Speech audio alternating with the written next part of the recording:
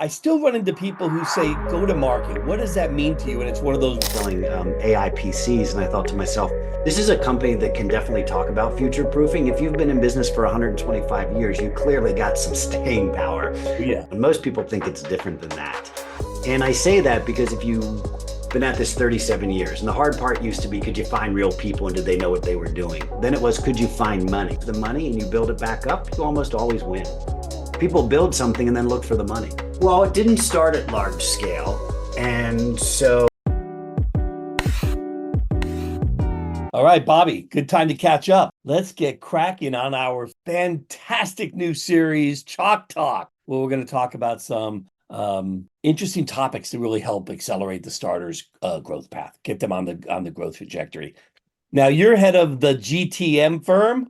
that's right. And there's no better time, Keith, than springtime to sort of kick this off when you think about flowers blooming, people wanting to grow, and businesses thinking what's really going to happen in the second half. I think now people are pausing and taking a look. So, no better time to be having our kickoff inaugural call and have people go, oh my God, I didn't think about that. Or, oh, those are some things I should be thinking of. No, you're right. I love springtime. So, with that in mind, I still run into people who say, go to market. What does that mean to you? And it's one of those phrases that have some different definitions for different people. How do you look at GTM? Yeah, that's a really interesting question, and one that I usually unpack a little bit longer. And it was interesting because I was reading an article today by where I've really developed all my go-to-market skill set at D&H Distributing. And I'm only throwing that in there because it was an article where they were talking about future proofing by selling AI PCs. And I thought to myself, this is a company that can definitely talk about future proofing. If you've been in business for 125 years, you clearly got some staying power. Oh, yeah.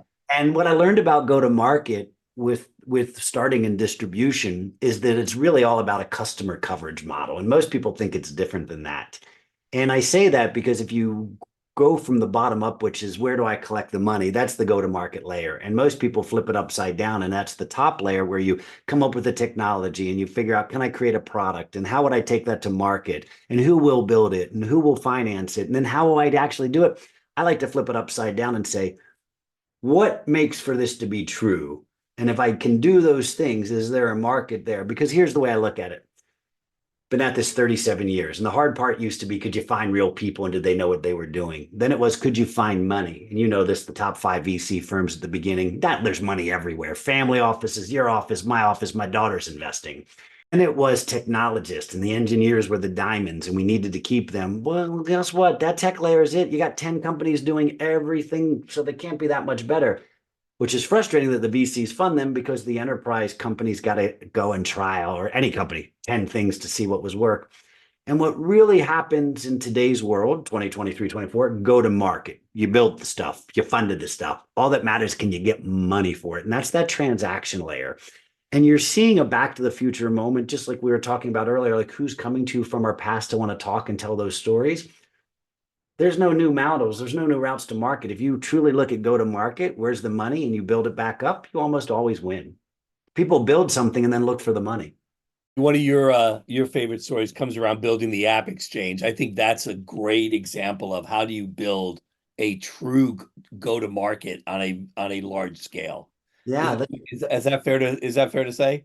Well, it didn't start at large scale. And so, and I know you know this about me, I'm a big believer in built to last and measure twice, cut once, just because it's a waste of time and quicksand kills people. And so that App Exchange is a really great story. Mark and I happened to launch our startups at the same conference that you coincidentally got us on the demo stage with Stuart Alsop. And that was the beginning of why we're actually here today. Yeah. And Mark and I met and we launched our startup. 2001 came and it failed. And the good news is everyone I tell about it, they want to shake my hand. It's Jason, the world uses it. So we had far greater reach than Salesforce, but not far greater commercial success.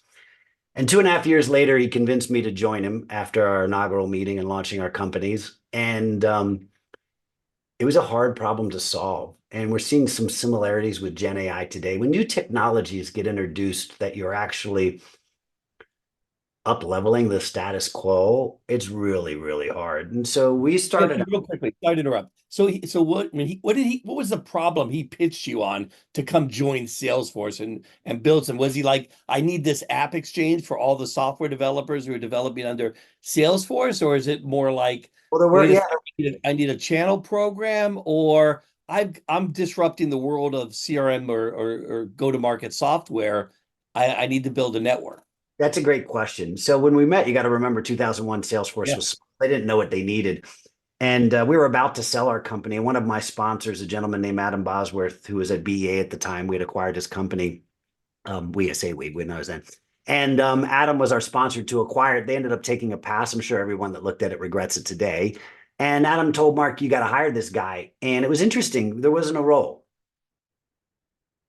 And I'd just come off a startup, and my wife said, no more startups. Take the job at BEA, get a real paycheck, and then you can figure out when you come back to La La Land. So, as you know, happy wife, happy life, listened to her and took that role. And I was blessed at BA, where I ran our joint venture with Intel, all of our system integrators, all of our ISVs. And so when you think about that around the world, it was 28,000 ISVs. It was every system integrator in the world, because we powered 9 out of 10 telcos and 9 out of 10 banks. And when you think about that magnitude of market share, you just have a gravitational pull from everyone. And we remained in contact for 2.5 years, and finally convinced me, look, your name keeps coming up. We need to build what you're doing. We don't know what we're going to do, and come build it with us. Um, and eventually I said yes. And And we, even though BEA was a nice place for a while too, no one realizes, as Alfred and I yeah, were talking recently, do you know at the height BA had a larger market cap than Apple does today? people don't Let me realize say that again. how about their role? Their role in the Yes, internet economy was phenomenal. Their market cap, well, that becomes a financial discussion. They were fundamental in the development of the right internet. there with Netscape. We Yeah. exactly right. We powered all the mission critical apps. We missed the open source bus. That's a totally different story. We could talk about how executives should listen to the feet on the street, and that, because I think that matters. That's the go-to-market layer. What are you getting at that layer where the money changes hands? Not in that I got a technology people want to sell. So long story short, we started with 2 people, an idea, mainly system integrators, and it was after a weekend with this guy named Jeffrey Moore. I'm sure you heard of him. Sure, crossing the chasm. Yeah, inside the tornado, all what we lived through in my prior lives, thank God. So, we had an offsite core versus context, and when this was not even called cloud, it was called SaaS. And of course, we wanted to rule the world and do everything. And that's when we really left that, knowing that what we owned could perhaps be the most important thing for decades to come, and that was the customer. Because if I can own the customer record, nothing else matters, because that's who you get your money from. That's where you get your money. It doesn't matter what you're building, how you're billing, how you're collecting, because if I don't know you, I can't do any of the other stuff. And all of a sudden I went, wow, light bulb went off. And we drew that little thing in the corner called, if I own the customer, we used to use the word master. Now that's a bad word. So we could, with a customer centric view. I then built around it. And it was, what do I need to complete, complement, or extend my offering? Now we're getting to the wedge.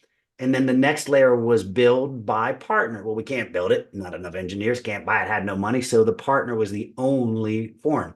So then we looked at that next layer, and we picked all of, 90% of the early startups that we chose the product managers from other companies to come build, because no one could come build. I mean, think about attracting against small companies like Microsoft and Oracle and SAP. And then us calling them saying, come build. My name's Bobby. I'm with Salesforce.com. They're like, what are you talking about? So we came up with Force.com. A gentleman named Steve Fisher and I eventually came up with what that would look like over time. And that complete complement extend gave us the recruitment engines to start building out. If I can recruit you, that's great. You're then stillborn. I got to teach you how to package, how to market, how to sell, how to come to my events, how to teach, because you were selling into my world and I couldn't have you be a bad actor. And bad actor wasn't how you played, but how your app worked, what the customer's experience was, and all of those 100%. things. It's so funny that we're bringing back this AppExchange conversation because I think it's it was a while ago it started, and then it became this amazingly huge thing. I don't remember the exact. You see that it's that big that it's the largest building you see at my background west Yeah, of. I don't even want to tell you what that reminds me of. But anyway, how many people are in the AppExchange now? How big is it? I know it's the center of Salesforce. Yeah, it's got to be thousands. Every year I go back to Dreamforce. I like to meet the entrepreneurs that are Yeah. coming to have their lives changed by building an app on something I got to create. There's something special about that. There's thousands and thousands. I mean, it got so, it's so big now that uh, people fund the people that fund the companies, Yeah. which is pretty crazy when you start thinking about how that ecosystem had just exploded in terms of who's doing what. That's what I want to get into is that ecosystem play, because I think in this era of AI now, there's so many companies that are aspiring to kind of create an app exchange model around their AI platform. So how is that going to manifest? I mean, this is really a challenge. So I want everybody to use my code, or I want everybody to take my data, or I want to be able to share my agent, or I want to be able. So I just feel like there's all of these different elements that are developing, and I think it's going to be a fun challenge to see who can build the best partner ecosystem. Does that does that resonate with you? 100%. It's interesting. This is really a great intersection to something we mentioned earlier, which is that go-to-market layer. And we start looking at the pyramid of customers. And I always ask this because everyone wants to go after the enterprise. How many Fortune 500 companies are there? I can Right, guess. exactly. I don't even have to guess. And when you say that, people go, okay, so that's 500. I get 10%, I get 50 customers. How many mid-market and SMB customers? 3 million, 4 million. And so when we start thinking about where AI will make the biggest impact, I think you're going to see a paradigm. Actually, I just read a report this week, which is CIOs at enterprises have slammed the brakes on AI. Well, of course, that's no different than after we infiltrated them at Salesforce. CIO said stop, and then the CIO became the chief innovation officer and the hero because we got to show them you don't have to be worried. So I see AI is coming in that same way. So enterprise have shut it down. They'll go after departments where the use cases. But all that means is that this middle market is ripe to catch up and not be blockbustered by being left out on technology. And that's where the channel will come in. I actually believe that this is a whole new resurgence of channel players and partners where we know for a fact that 2.5 to 3 million of those companies can't do it themselves. They're going to need a channel partner. Bobby, I That's why agree. I'm excited to say that D&H thing. If they're going to go educate 5,000 of their current channel partners who are selling to those 3 million companies, guess what I want to hitch my cart to? Right. And Salesforce. the channel that you and I both know are very much focused on AI now, and just starting to turn that old, battering ram around like an old Trojan horse movie or something. Um, so kind of interesting too. If as I look at the challenge for these companies, how does the founder get their head around it in a way that they can, best set themselves up for success? It's a big elephant to try to turn around. It just feels like it's going to take a little bit of lifting, a little bit of heavy lifting. So, yeah, okay, this is a lot to unpack. First and foremost, pick something in your domain where you're at least an expert. So if we ask you questions, you don't stumble, fumble, fail, and like, la, la, la, la. A lot of them do that. I had one on the phone last night where I started yelling. It was 11 o'clock at night. And I'm like, listen, I've told you now this for 6 months. You've picked a domain where you don't know anything because you saw a problem. You've got no subject matter experts, and now you've wasted 6 months hiring 3 different salespeople to call on a problem that you don't even know exists because you never had it. Founder market fit, you already know I feel about that. If you're going to start an AI company, pick something where you've had the problem, talk about it from your past, actually be able to show up and deliver because otherwise people are going to AI this, AI that, and there's no use case. It's no different than how we got here with Jason. There was no use case. I couldn't build anything with it, yet it's one of the most powerful technologies today, 25 years later. Right? Doug knew a little something about that got us there. The market Yeah. wasn't ready, right? So I would argue pick the subject matter experts, go into a domain you know. First of all, know your first 5 customers. Yeah. Don't go build something they will come. That does not work. Well, you mentioned a couple of things. You mentioned the earlier on about customer need and making sure that you do understand what the customer's problems are. understanding that whole buying process, also mapping that buying process and understanding not how you think they buy, but really understand the whole process they go through to acquiring some technology and how they will go through the implementation process, what their expectations are, and how they're going to use it. Know all of those details. I think that's fundamental. From a marketing hat, you would try to use that in the way that you communicate what you're doing. I find a lot of people still do messaging and positioning by what they think their perception is of the customer and how they would use the product and how they need why they need the product instead of getting in there with the customer deeply. So I really respect founders who will spend the time early on with the customers to understand everything from how they're using it, how they're solving for it, how they're acquiring it, etc. That's always the first question I ask when I get to see something. I was on a call this morning, this, oh, they spun out of blank, blank, blank labs. Whoa, that's a big laboratory. They got a lot of stuff. The world uses it, but do they actually have real world things? And then you back into it, you start realizing, is the individual surrounding themselves with the team to be successful? And if the answer is no, they're going to go wandering down a path that 12, 18, 24 months later, they will have wasted money.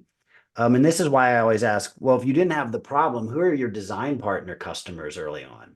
Well, what do you mean? Well, if you're going to build this for someone, usually I'd pick 3 to 5 people, let them be my test case, guinea pig, crash test dummy, and they get a good deal and they get a reference, a case study, a testimonial. And this is truly a design partner so that when the product launches, you go, let me show you how Acme Industries is crushing it using my flex capacitor. Yeah. Hey, so Bobby, you are the master at taking a company out into the marketplace and acquiring customers. What's the plan? How do you go out and pick who should be our first customer or two once you get through the friends and family network or whoever else you could stronghold into, just making sure the pipes work? Good question. So, first of all, the friends and family is definitely the most important. And because you have to leverage them, not just for what they're going to give you, but the true feedback that you can wrap and roll into your Good point. message. Oh, for Yep. sure, for sure. Because you're going to trust them a little bit more than some looky-loo might be malicious or tell you some things you don't want to hear, where your friends and family are going to be like, I don't need this. I'm never giving you a dime. Oh my God, I have this problem. Everyone has this problem. How can I help you? And then they become your evangelist. And that's really what you want is, can you get a spark out of your first 5 or 10? And if you do that, you already, I believe, know how I feel. Video killed the BDR, SDR. In today's world, I don't want to take a call to get a call to set a meeting up. I think it depends on who you're calling in segments because I do see it working in certain ones. I would call those long tail laggard segments because they haven't been touched yet by tech people. Imagine if you're a CIO at a tech company, you get 100 calls a Oh my day, gosh. 1,000 start. Like, what do you even do? You don't listen. The noise, signal to noise ratio can't cut above. Hence, video killing the SDR, BDR. When I show a video of my customers and how I've packaged the product to serve their needs because they've helped me design it, I don't know how the proof's in the pudding. If you don't believe what Capital One gave me their money for and invested in my company and how they use it, I don't have to talk to you. I wish you'd stay in business. Or how, like FINRA, or just pick any one of the companies from the past where Right. when you get them on film and So what do they you do? know it. So I'm sorry, with this Chalk Talk session. So I'm at the board right now. I'm going step one, create a cool video that shows you how we use the product or how a Well, customer, yeah. right? Step one is show me how your customers can't live without it, then memorialize it via video. Yeah. And does that go on my website or am I sending it out through email or social Yeah, posting? great. So I'm a All big the above. all of the above. You look, Yeah. what we like to do is take a keyword search of things, make sure they're mentioned in the video, tease it out into a blog, have it be put on the website, then put into a LinkedIn post, and eventually Oh, make I its way like that. into a Forbes article. Guess what I just got? I tied it into a bow that if you don't know that you need this, you're probably not going to be in business in 5 years. Yeah, and the opportunity is to find that early adopter.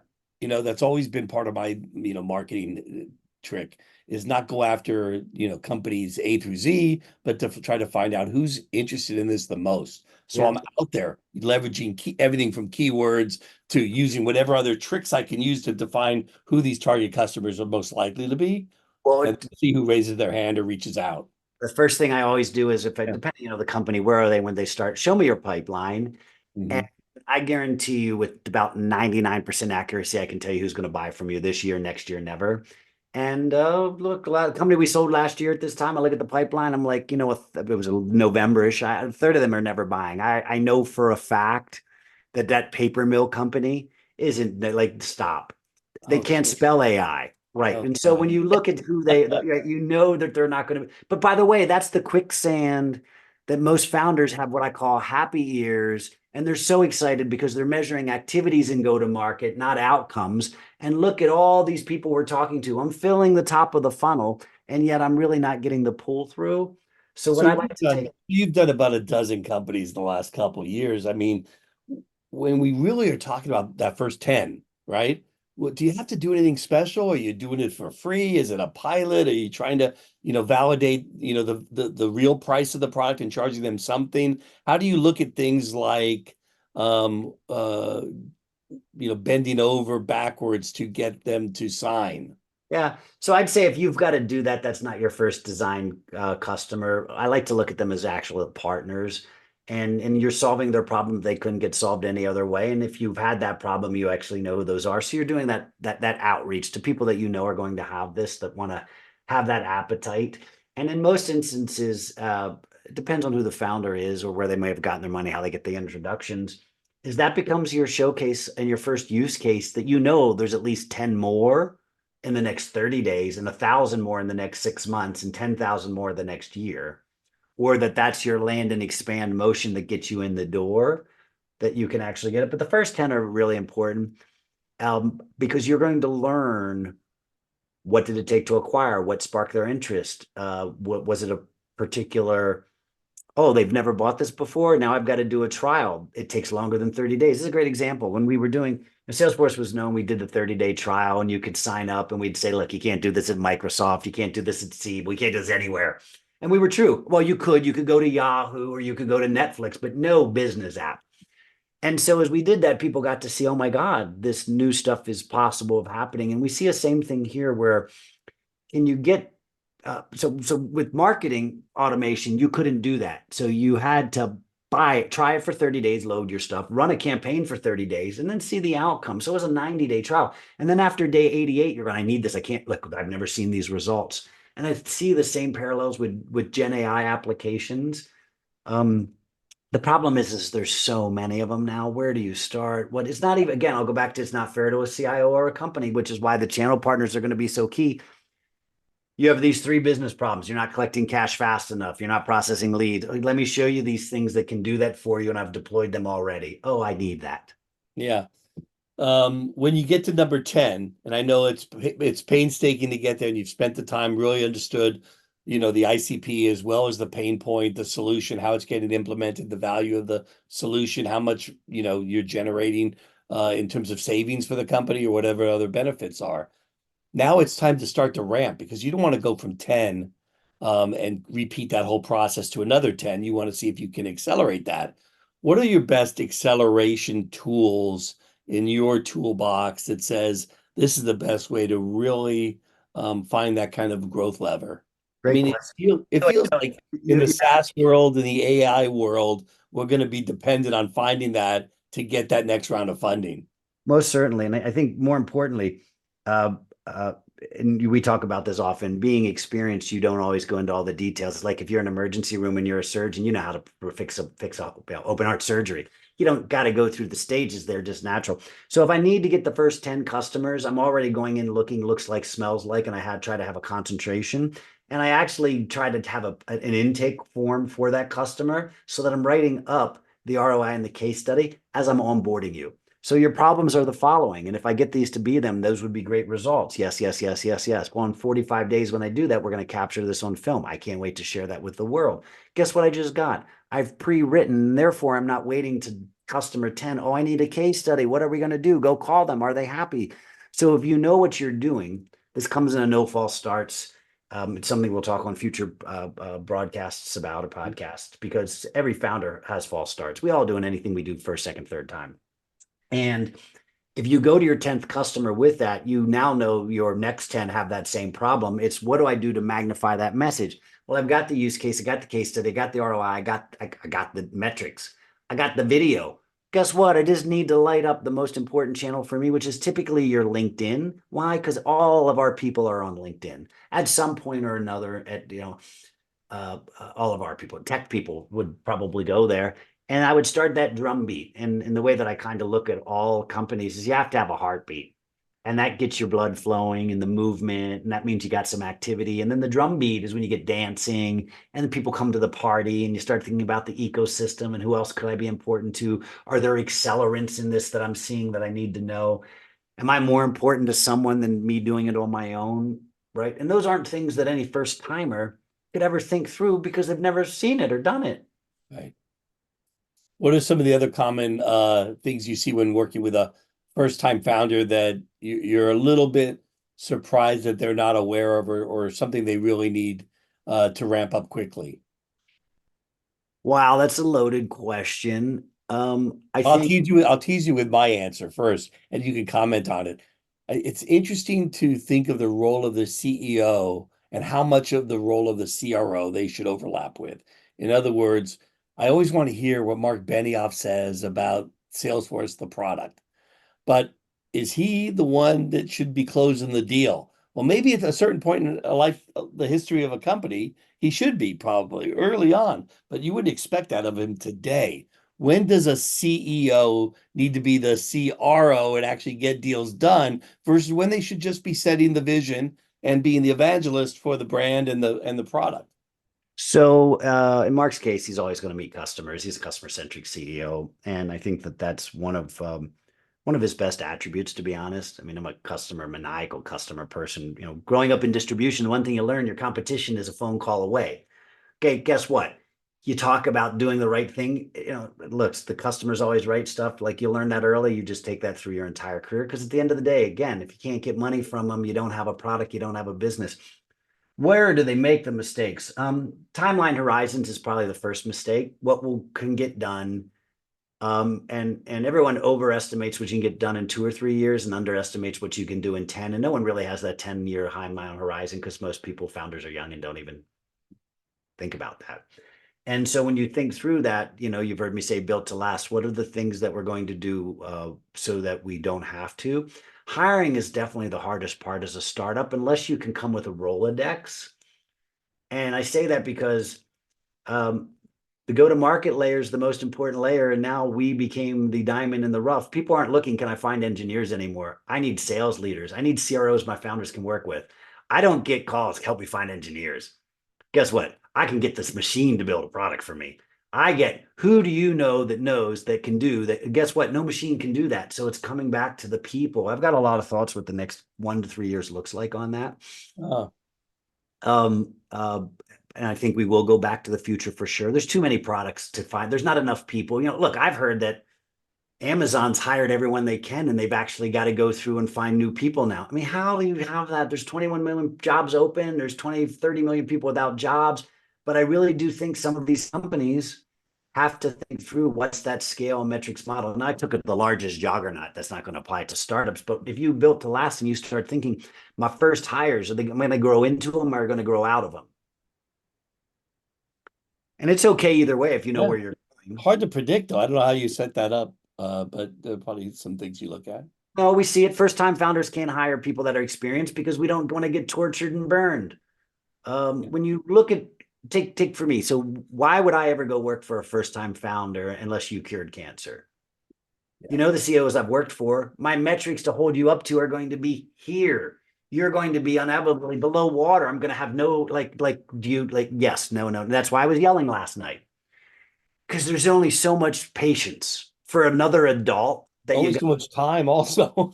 That's at this point, I'm old now. And I was, 20 years ago, I'd talk for and listen forever because you can never find the diamond in the rough. Now, ask the right questions, you'll get every right answer. Yeah. So I It think would, CEOs should always look. Everyone's in sales. I think you're bringing up the other point too, which is a CEO, as much time as they spend on, um, sales and meeting customers, they need to really work with their team and be in person with their team early on, build the right culture, have metrics to help define your culture and have everybody, stand up and be accountable. I think those are some things I've seen missing in some companies that Oh, 100%. I race got to debate. they race with technology to go get the customer, and then they forget how they build workflows and process and encourage team members to collaborate and help people when they have problems and run into dead ends. That's real. You got to create a great environment for people to get stuff accomplished. Right. So yeah, I think you just really nailed ownership. Every employee needs to take that level of ownership. It's going to be interesting. COVID made, the internet made the world flat. COVID made it so we never have to go back to the office. Companies are struggling with what to do. Productivity's up and down in certain things. It's going to be an interesting uh, next 3 to 5 years, Yeah. right? I Half think that city behind me is empty. I don't know. I heard it's a great time to invest. AI is coming bigger and bigger for San Francisco, and they just announced that they're going to try to do an incentive tax now for startups in the city. Oh, good. Does it Yeah, come with a security guard? I think it comes with a security guard and a tank. I think All you get right, a tank in front of your office. there you go. Well, good catching up. Uh, great episode for our Chalk Talk. All right. That's it for now. Come back